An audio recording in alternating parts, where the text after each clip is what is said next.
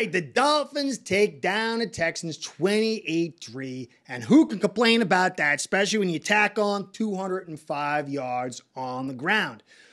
It's way better than the Bills right now. They're down 21-0 to the Steelers at the half. And clearly, it don't mean bupkis as far as what's going to happen in the regular season, but it feels good. But within that, there are more profound, I think, and deeper evaluations. There's plenty of good ones, but there's some clear negative ones. And if I sit here and cheerlead and pull out my pom-poms and show you my hairy legs because I'm wearing a dress, I think I'm doing you a disservice and I'm treating you like children. I see in the Twitterverse some stuff that it's kind of like, I don't know how people can say what they say sometimes. Maybe they just don't see it. But I always could be wrong. That's my evaluation. But I'm going to use tape from the first two drives of Tua to kind of show traits and certain things. Now, in that tape is going to be good stuff, but then there's going to be other clear things that aren't so good. And I'm going to bring context to a bunch of different things that I've been saying for a while. And it doesn't mean we're in big trouble. It means that this is a clear issue that's got to be resolved. And you know what I'm probably talking about is the blocking the offensive line. And you might say, Curtis, 205 yards, 28-3. Guys, I'll show you. And then I'll get the rest of the tape and I'll show you clear traits. Traits is what we're really trying to work on here. Now, the context within what we saw is Teron wasn't in. It's big time. If Teron's in, some of the stuff you're seeing in this tape that I'm going to show you, it's going to be mitigated.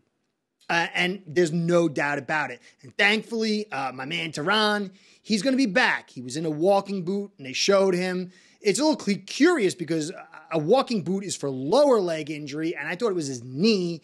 So it's got to be ankle or toes. And I don't know which foot it is, and I don't know if it's an injured foot from last year or whatever. But that's what we got. It's good sign. But the boot means that it was an injury. It wasn't nothing. It was an injury. Like I've said before, Teron will be back. He's super tough. But the sad part, A-Chain got injured. When I saw him get lifted, dumped, and dropped on that shoulder, I was like, ooh, that looked like a little bit extra sauce needed in a preseason game. And now they're saying he's going to get some MRI on the shoulder, and that sucks. Unfortunately, when you're a small kind of guy like that, it's hard to stay healthy, and a shoulder is terrible for a running back, especially a smaller running back who is doing so well, So we got to wait to see what happens on that. And now Robert Jones got injured, lower leg injury. I didn't see what happened. I kind of watched up to the first half, a little bit beyond that, and then I started putting the tape together. I'm going to go back and watch the whole thing, so I don't know what the deal is with that. To me, that hurts.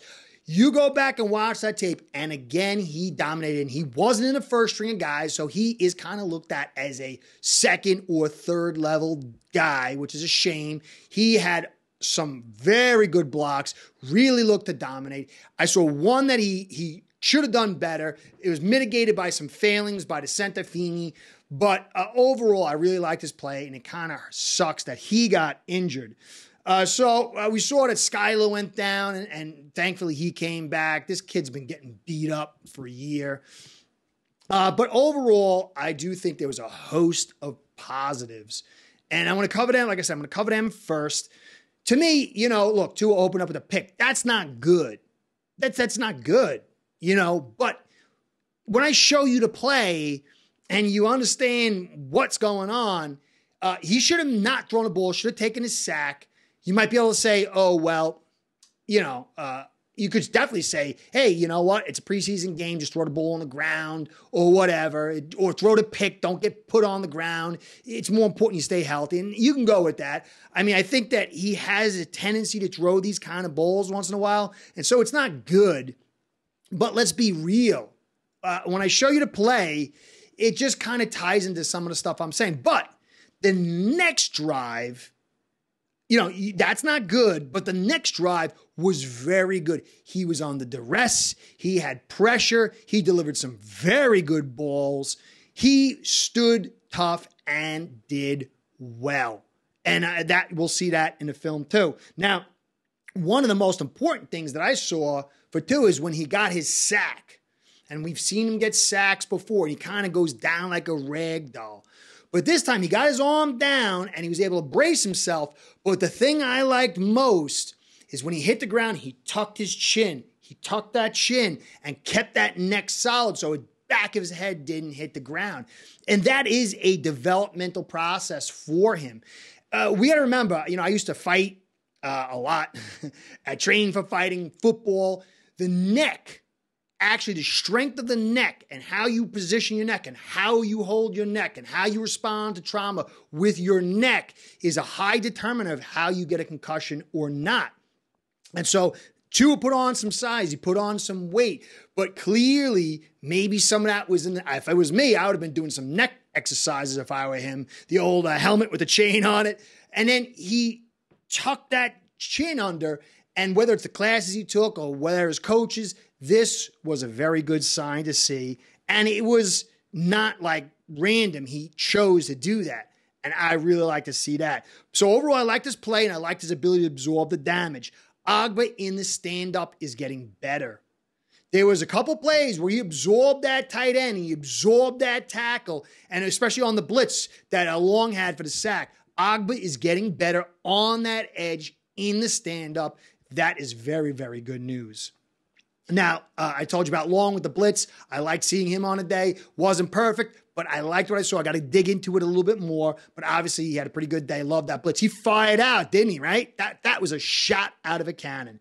Now, Peely, who had a concussion or a head injury or something like that, I was very high on him, but I was a little concerned with his ability to absorb bodies and hold and anchor himself. I liked his agility. I liked his battling nature, but I saw a lot of good plays for him.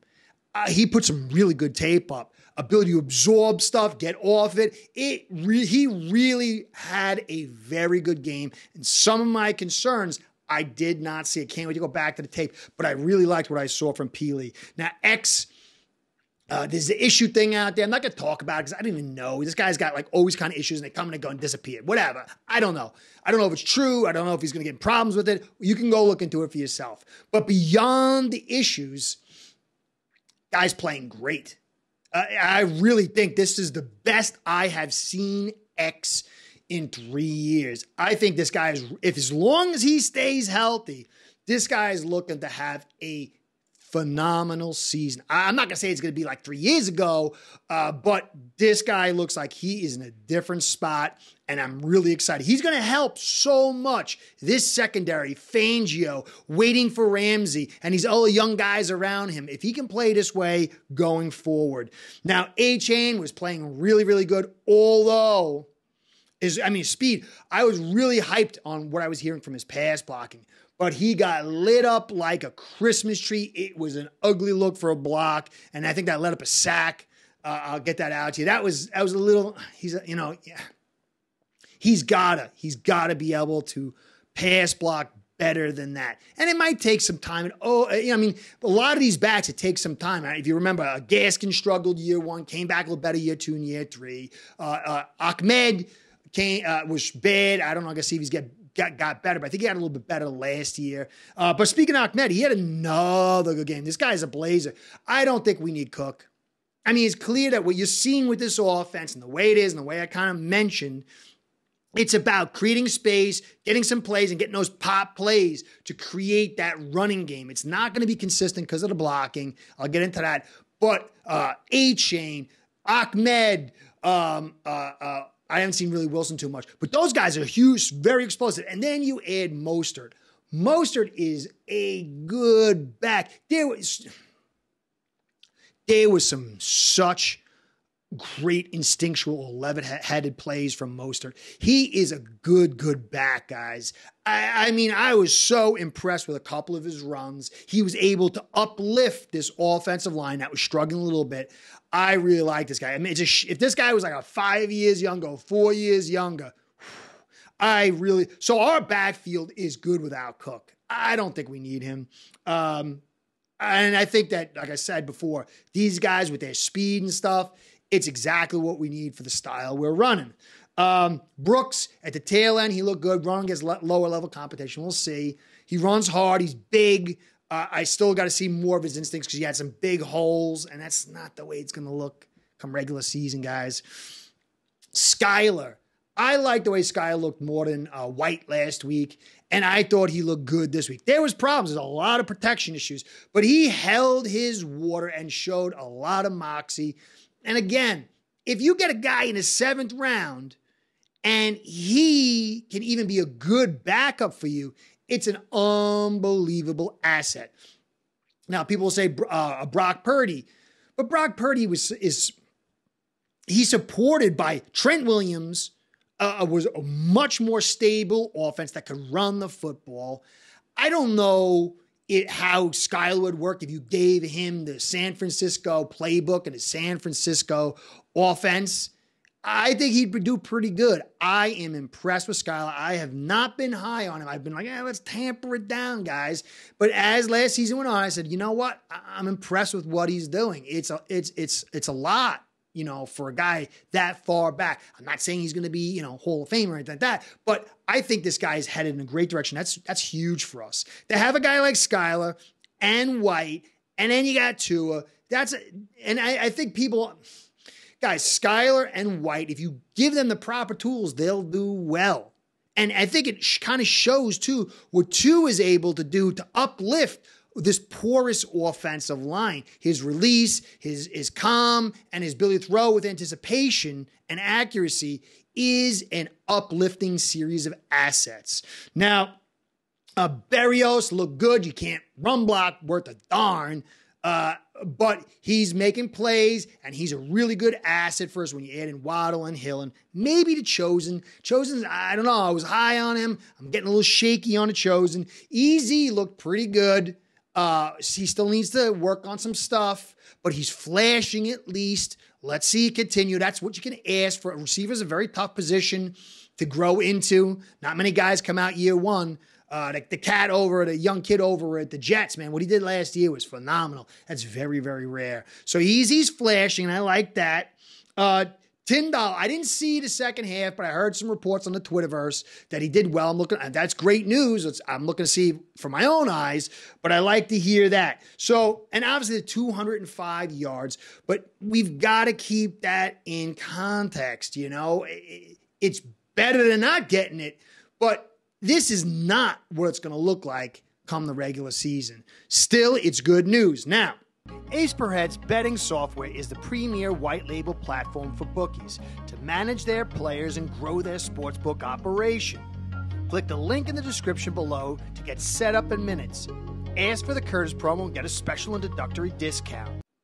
Before I get into the film, I'll get to the negatives because, as I said, I try to treat you as adults. I'm not here to cheerlead. Now, Connor with those 2 high snaps. I'm big. I was one, probably before maybe anybody, predicting Connor would be the center of the Miami Dolphins. I heard, but it ended up being that way. He cannot play guard. He cannot handle power enough. He has a little Liam Eichenberg in him at the guard position. At center, he's better, still sometimes susceptible to the power, but it can be mitigated when you play the center position. I'm not going to get into that here, but it's the snap thing is the make or break for him. And I said, I don't want more than maybe 2 or 3 more, and we got 2 in his game. And I'm getting a little bit concerned.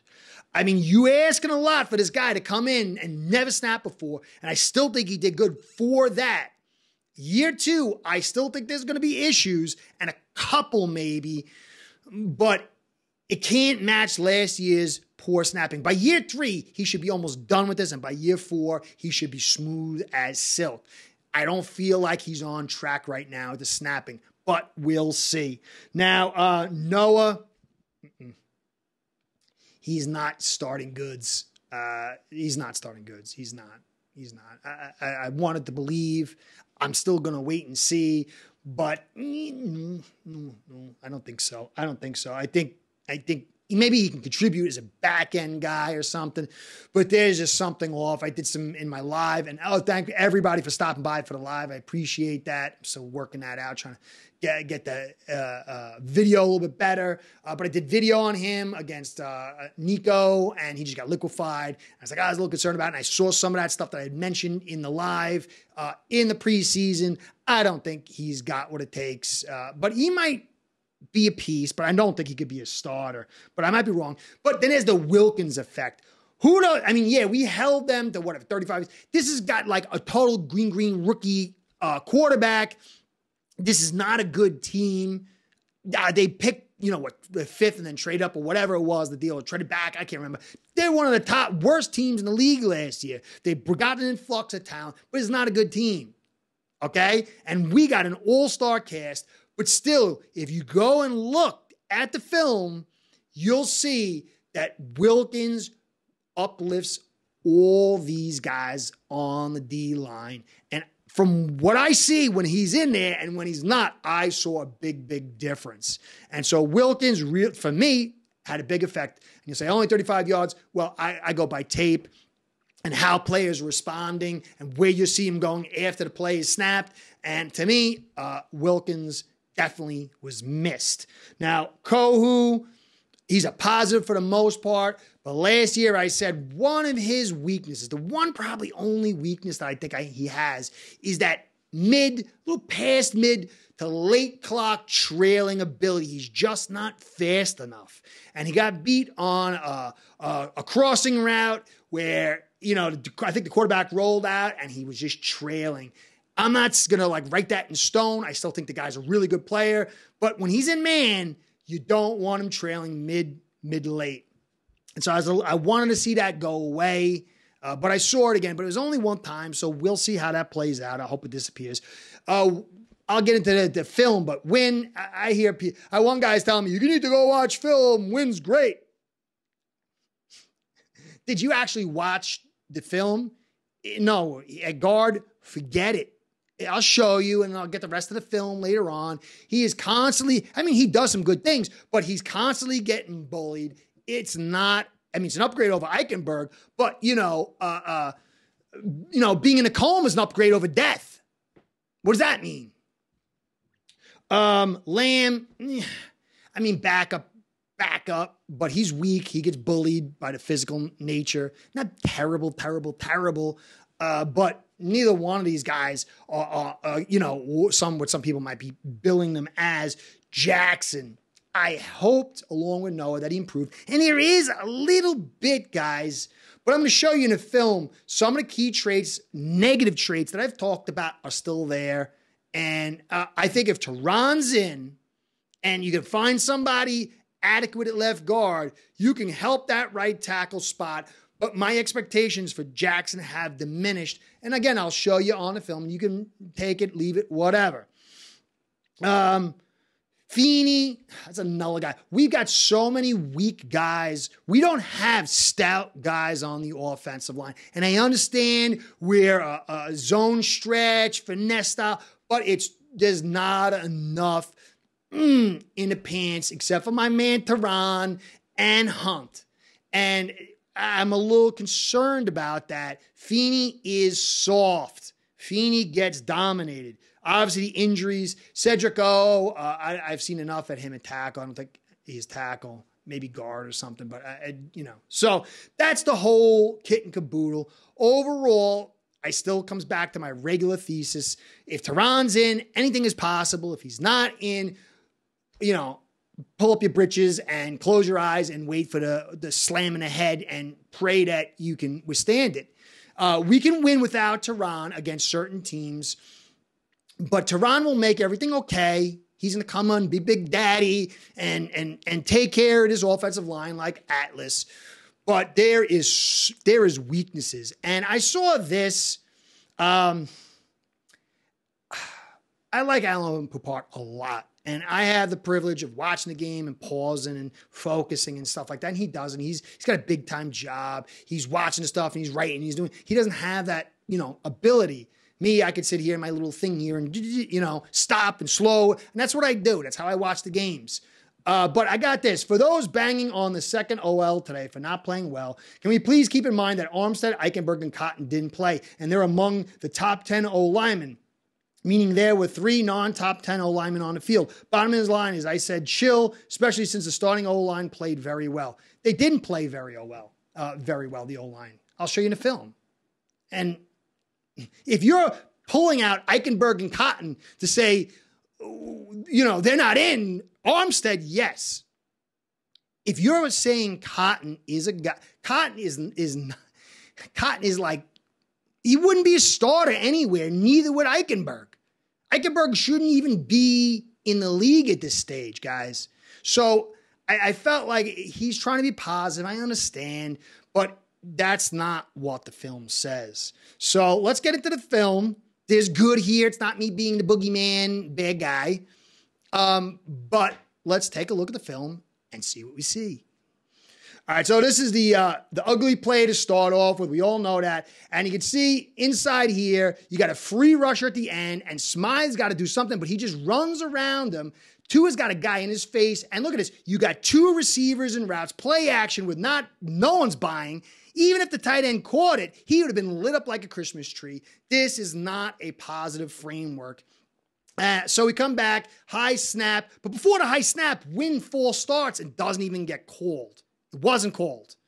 Okay, so then we got this whole deal. Now we come back. Now look at this pocket crumbled, but Mostert just makes a sweet move outside, and Hunt makes a nice block, nice run, although the left side didn't really do their job. But Hunt and Mostert did a phenomenal job on that one. Tua drops back. You can see Jackson getting beat, Lamb getting driven back, the pocket's getting constricted, but Tua hangs tough, delivers a nice ball to Smythe, but it was aided by a tackle by Connor. So great play by Tua, but it was a little, dicey. Come back here, inside handoff, or play action, and you can see Hunt, he goes for the play action, gets beat inside, he gets swatted, and then the pressure comes, and Tua's got to get rid of it.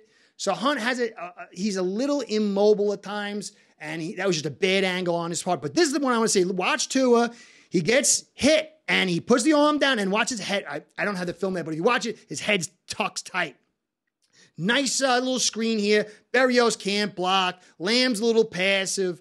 But, it's a nice little wide receiver screen. Good little play.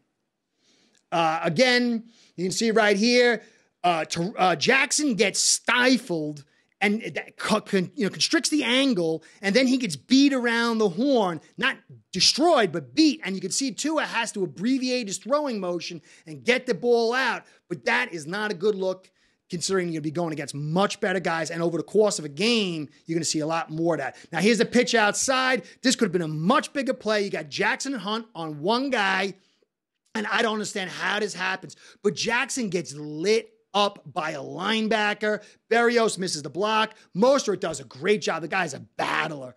Good play, but it could have been great. I just don't understand how it happened. Come back. Now you can see, look at Jackson just getting driven back. Tua does a good job getting it out to Ahmed, but Jackson gets thrown into Tua's face, which we've seen for years. And Ahmed makes a nice move there. Real nice move. I like that. But here, Wynn, look at Wynn getting driven back. Totally dominated. Now it opens up the hole, but Connor, he misses his block, but nice move by Mostert back inside, and Connor helps it out. Beautiful run by Mostert. Beautiful, beautiful run. Now inside, handoff here. But look, how do you ask Hill to make that block? It's a key block. But even if it was made, Wynn has 2 guys in front of him and goes right between him and misses his block. Another pass here.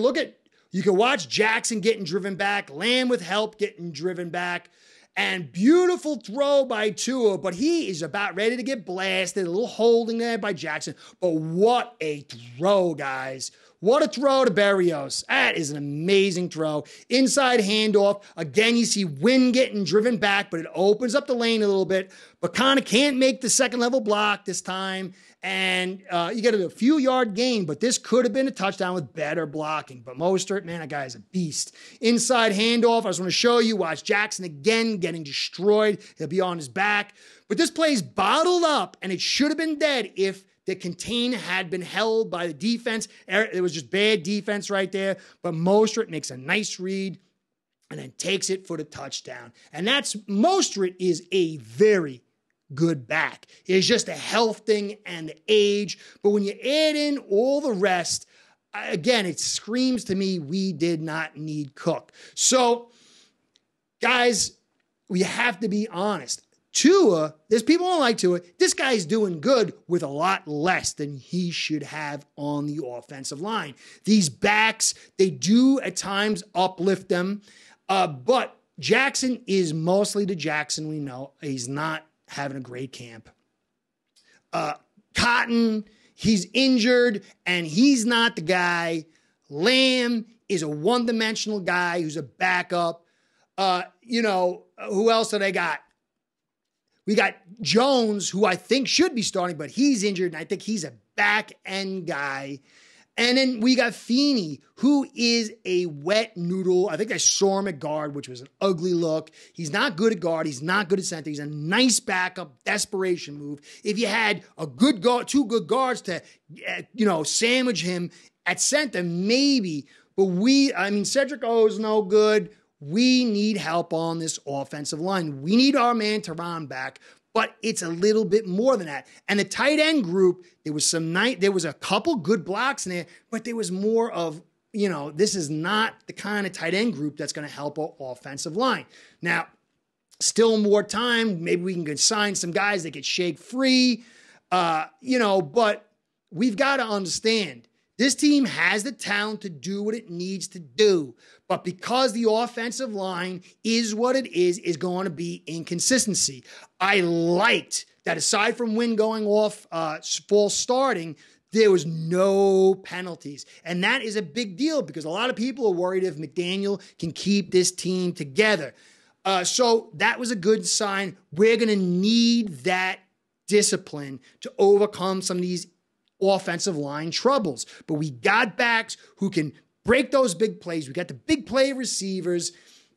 So it will be interesting, but I do think offensive line's an issue. And Teron's got to be in all season or it will be ugly.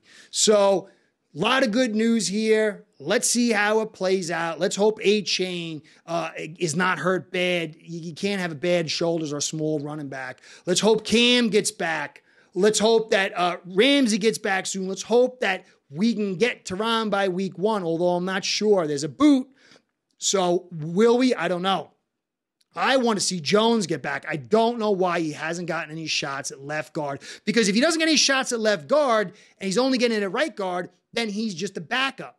And from what you see here and what you'll see for the rest of the tape, I'll show you, left guard is not situated. Eichenberg ain't the answer. Cotton ain't the answer. And Wynn ain't the answer. So, but hopefully I'm wrong. Anyway, guys, let's focus on the good news. Let's see what the week comes up. See how these injuries prepare. We're getting closer and closer to week 1. This is going to be a very, very interesting season. Anyway, Curtis saying, catch you next time. Be well. See you soon. Go Fins. Start building your own online sportsbook today by getting signed up with AceBread.com service that'll allow you to book action on sports from all around the world.